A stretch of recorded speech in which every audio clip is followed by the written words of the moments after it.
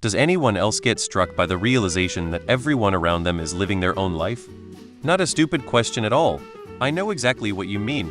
It's that wild realization that everyone has their own story, their own problems, and their own little world happening all at the same time. I think the term for that feeling is Sonder. It's kinda mind-blowing when you stop and think about it. Like, every single person has their own stuff going on, just like you. Whenever we drive somewhere, usually long distances, you'll stare out the window at all these houses, all these rural developments, and think, I wonder what those people are up to, what their lives are like. So yes, I had this kinda overwhelming Sonder feeling when I was younger. It would randomly attack me and I would even get slightly dizzy thinking about it. Then one time when I did acid, I felt this feeling, but in a very different way. Like I looked at the world through my kitchen window and saw all the lights on in building. I saw it like tiny matchboxes, each one filled with life. And how small we are in the universe. I felt that deep connection with everything that exists, existed, will exist, and won't exist. I vibrated with stardust and all the souls created from it. After that trip, I never experienced Sonder again. It's like a default knowledge to me that every person has their own life and emotions and is stressed about things and has strong and weak sides to their personality. I think that experience made me way more empathetic and understanding. I love to watch people just do their lives. Like goldfish in a bowl, we all just seem to rush one way or another. Sometimes, it's nice to be the outsider and watch everyone else stream by on their way to work or meet friends for a coffee. I'd like to add yet another layer onto this discussion. Anyone who is 50 or younger probably has experienced this feeling that I want to introduce for discussion, and this is the disorienting shock of realizing you're 60 or 70 or 80, but your brain feels about 18. You learn you are not your physical body. You just inhabit it so very briefly. The real you doesn't age along with the body. It's not a stupid question at all. That feeling is called solipsism, or sometimes the realization of the shared human experience. It can be both humbling and a bit overwhelming to think about how everyone has their own story. I get that too when I'm out and about. It's like a reminder that we're all connected in this big, chaotic world, each with our own joys and struggles. Sonder, the feeling one has on realizing that every other individual one sees has a life as full and real as one's own, in which they are the central character and others, including oneself, have secondary or insignificant roles.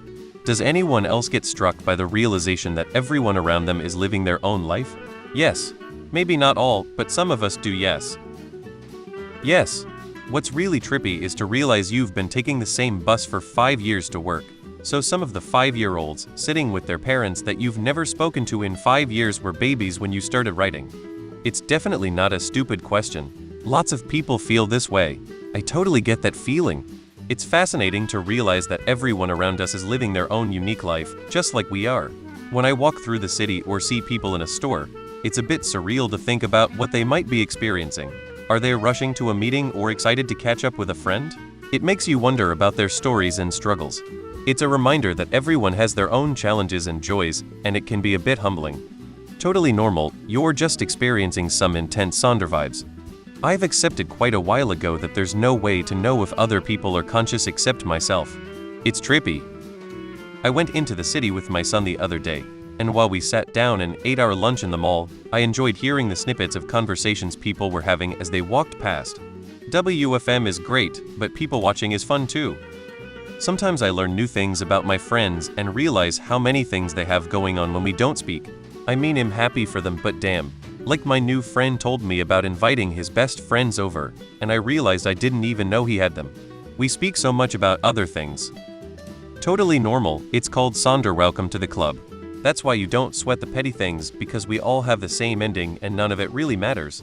Y'all be forgotten, probably within 10 years of being gone, never to be thought of again. I often think of loner types I've encountered in my life, who have passed on, and I know I'm the only person thinking of them, and when I pass on they won't even exist as a memory.